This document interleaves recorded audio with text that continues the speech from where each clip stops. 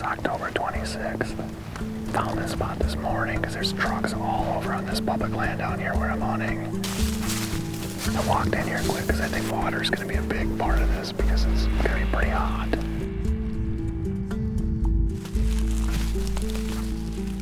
And it's so dry. Came in here, and as I set my stuff, look over and there's a buck standing like 50, 60 yards away.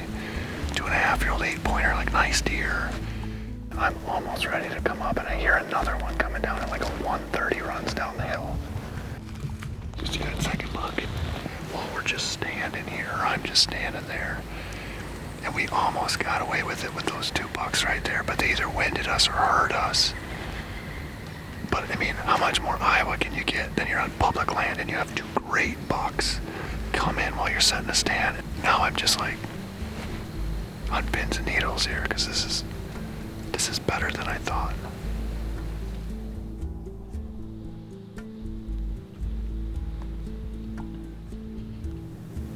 I've been thinking about just hunting in general, whitetail hunting specifically, a lot as far as timing.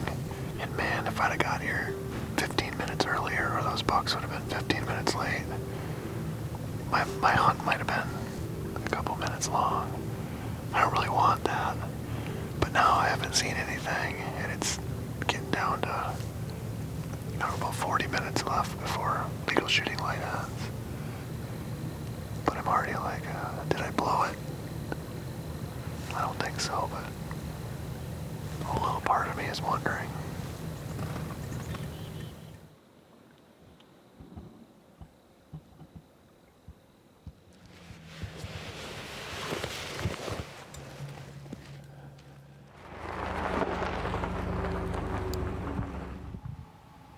Well, that was a interesting night.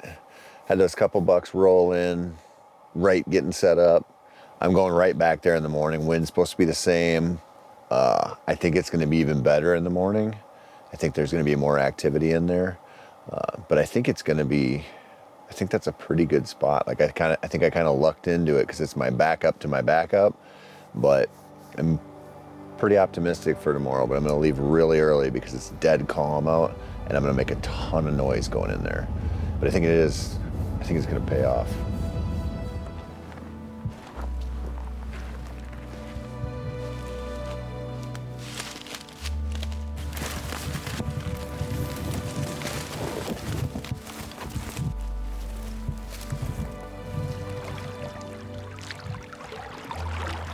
Got in pretty quiet, but still ended up spooking one in the dark. Snorted a little bit, which sucks, but almost always happens when you come into a place like this and it's dead calm. But it's cold, maybe 38 degrees. And I would think at least the little scrappers would be cruising and checking scrapes and stuff. I haven't seen anything. It feels like it might be a later in the morning thing.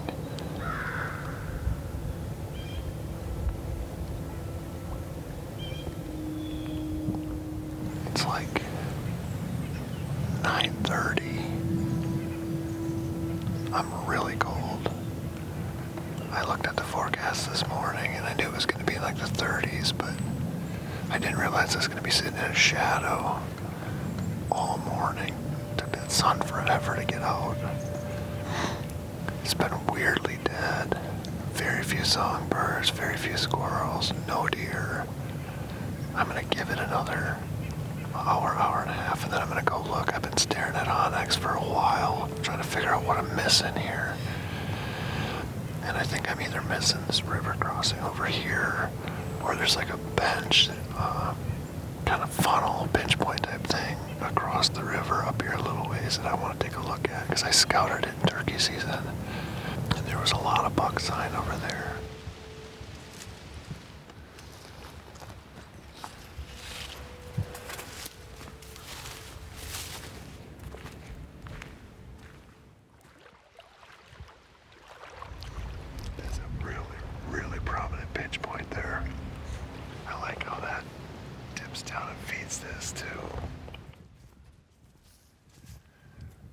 So I'm just trying to use my midday time wisely here because I don't have a lot going on here in Iowa yet. So I'm looking at this spot and trying to figure out if I should go up here or not. There's a truck parked on the other end of it. He's about a half a mile away. I haven't seen too many people pulling all day sits here. I think if I go in this way, I'm not going to be anywhere near where he is. But I just want to haul some stands up there. We got some weather. It's going to get like 80 some degrees here, and then it's going to just plummet. There's going to be like a 40-degree temperature drop. And so I'm kind of just playing it safe right now. But I think I'm going to carry a set up there and at least look at it and see if I could set something up, maybe to even decoy on in like 2 or 3 days when that big front blows in.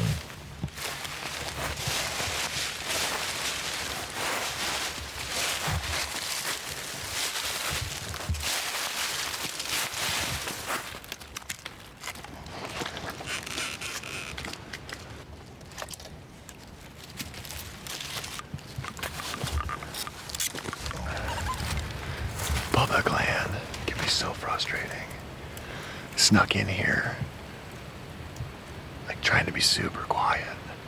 And this tree doesn't work, so I'm gonna move to this one. And as I'm getting down, 2 guys walking over here, talking at full volume, carrying one big metal ladder section. Walked all the way through here talking, and then they went to this tree over here, looked at it, turned around and walked all the way out. So I don't know if they're going to get a different setup or what, but you can hear them walking and talking through all the bedding area.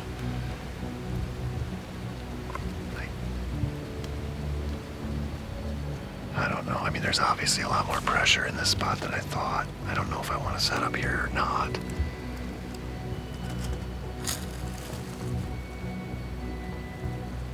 I gotta figure something out here quick.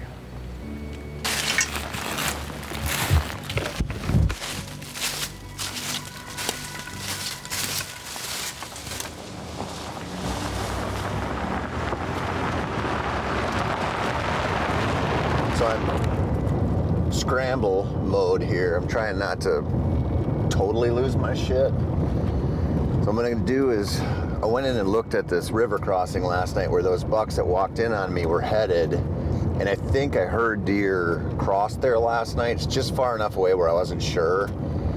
There's one tree with a bunch of brush by it, like kind of a bunch of natural cover, where the wind will be really good, I think.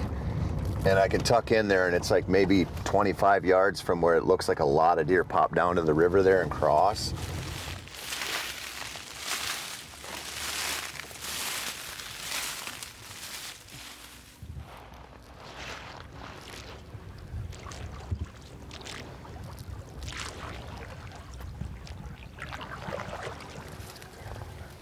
So my plan was to come up here and just tuck into this tree, but the wind is going whoo, whoo, whoo. And what I want to hunt is that crossing there. And there's a trail here, but if my wind's doing that, I'm screwed. So I don't know what to do here. It's supposed to be coming right down the river this way. And it's gonna level off, or it's gonna die down some, but not enough to do a bow hunter any good because I need them close. This is the exact opposite direction it's supposed to be coming from. So I think I'm gonna have to go tuck in over here.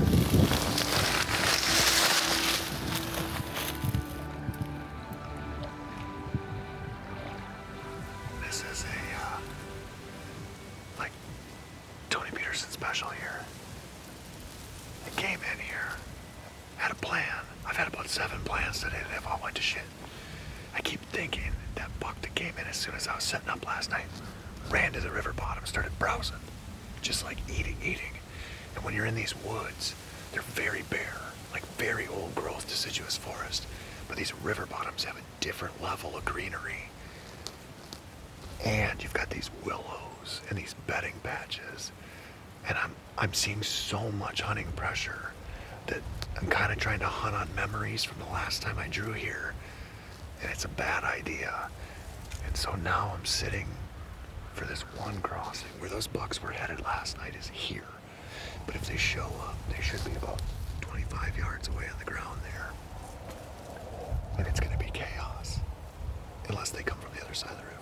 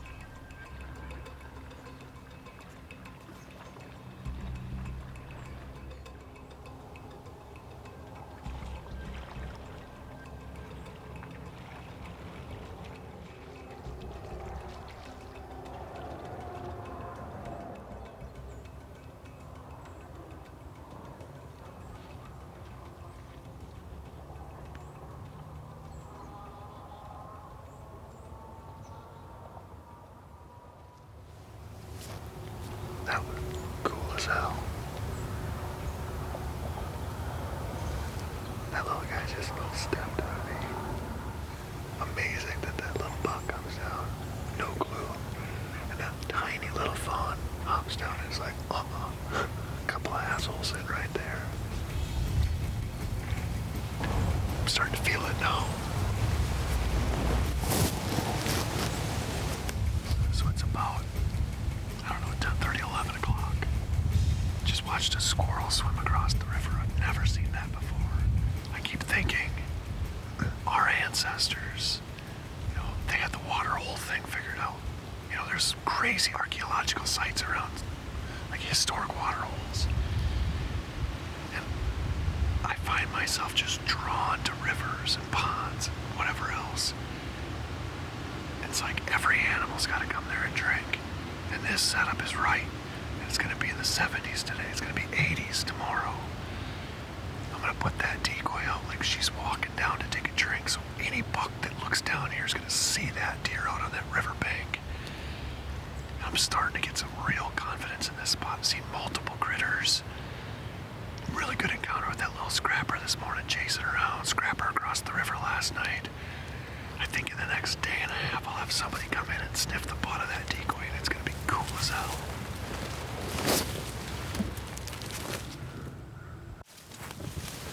Got that going here.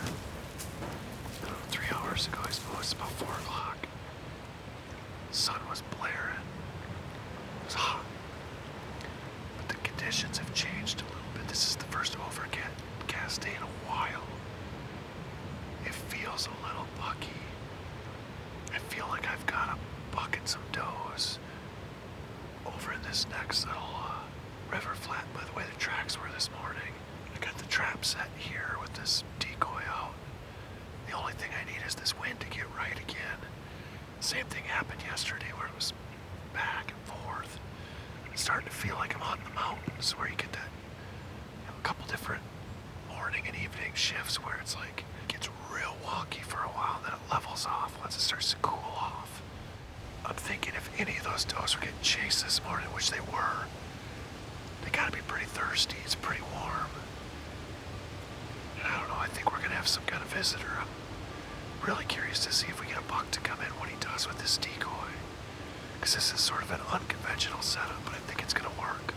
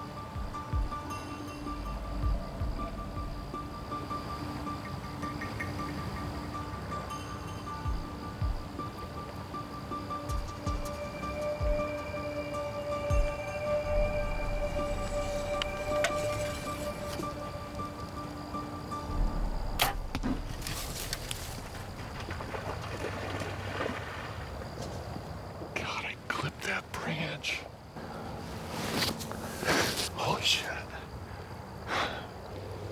He came in and I got this brush here.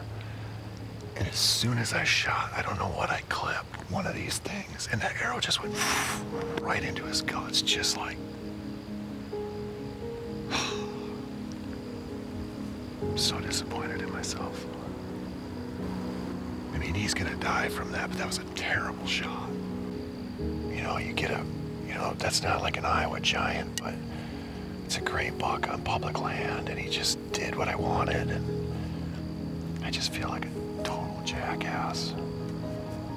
One of the reasons that I love bow hunting, and people who watch this love it, is like life at a certain point is just like pretty even keel mostly. Like kind of day-to-day shit. Take the kids to basketball, work, whatever. But this thing takes you so high and so low. just like I'm paying the tax right now for the excitement of looking up and seeing a decent buck coming across and hearing him grunt, like just having that experience of coming down here and camping on public land and trying to scout, and you have this handed to you and just screw it up. And now the way this looked to me looks totally different because I didn't do my job. I'm gonna get out of here. Go cook some burgers at camp. But I think it's gonna be a long night. I think I'm gonna give this deer till probably midnight at least.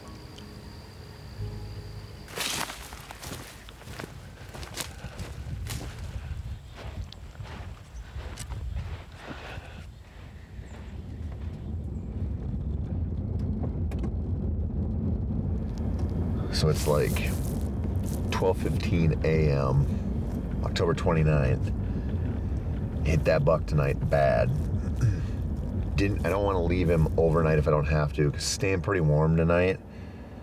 So I'm like right on the cusp of feeling like I gave him enough time, not pushing it too early, not giving it as much as I'd like to, but I know there's coyotes in there. I filmed them this morning. I'm gonna be real quiet, just poke in there, follow that blood trail, see if I can get on the blood trail first. If he didn't get pushed, I think he's gonna be there. But I gotta go in and at least give it a little effort now. And if I get bad vibes, I'm gonna flag it. I'm gonna bounce and get right back here at sunrise. But for now, it's a stealth mission to see if I can find him.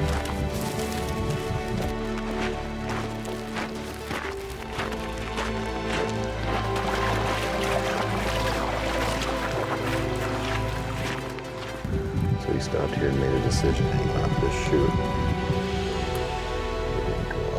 Or did he turn? Oh, he went up there at least. Right here, touch that shit.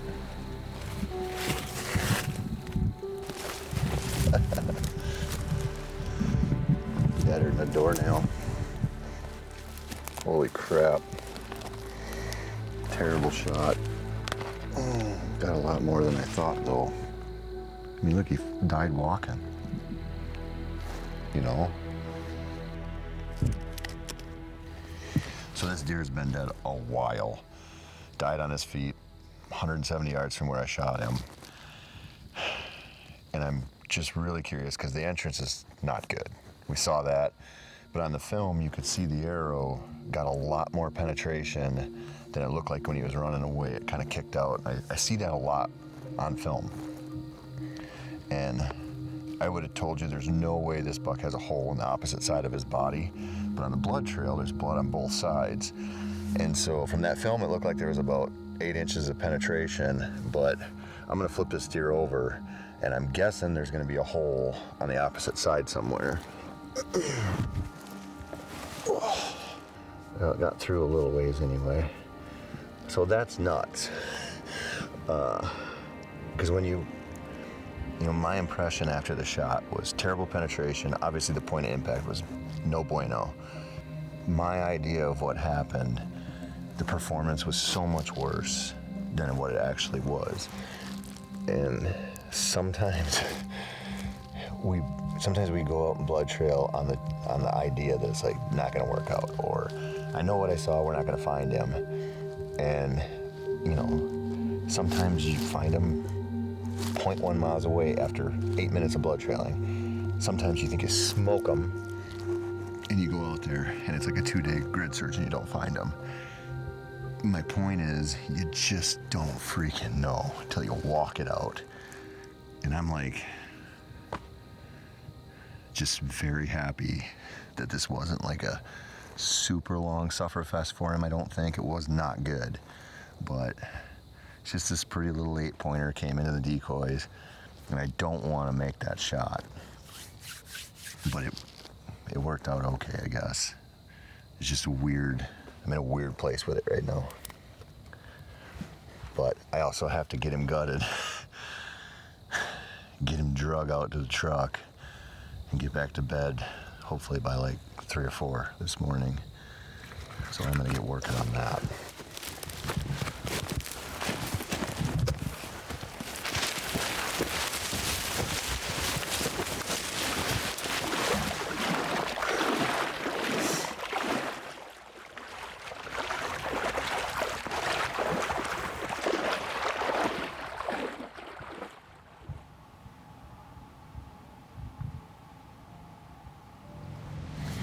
everybody talks about how emotional roller coaster bow hunting whitetails is, or maybe bow hunting in general, and it's so true. And this hunt just took me a lot of places and was a little rough, but the worst part was just feeling like I had totally blown such an easy shot on a deer that just works so well, and you just want that wrap where he just runs and you watch him tip over, lights go out, you're done.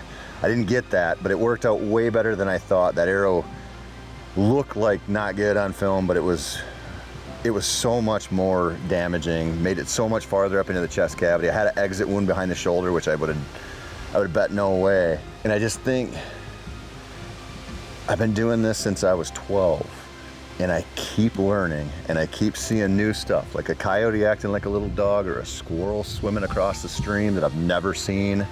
Never had a buck decoy like this, just through the river grunting.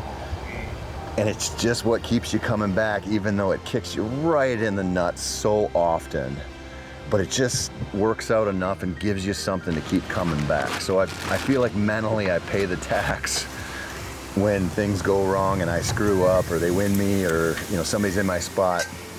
But what I'm paying for is having 50 pounds of fresh venison on my tailgate here in a beautiful camp, and just like having this whole experience to walk away from and look for the next one.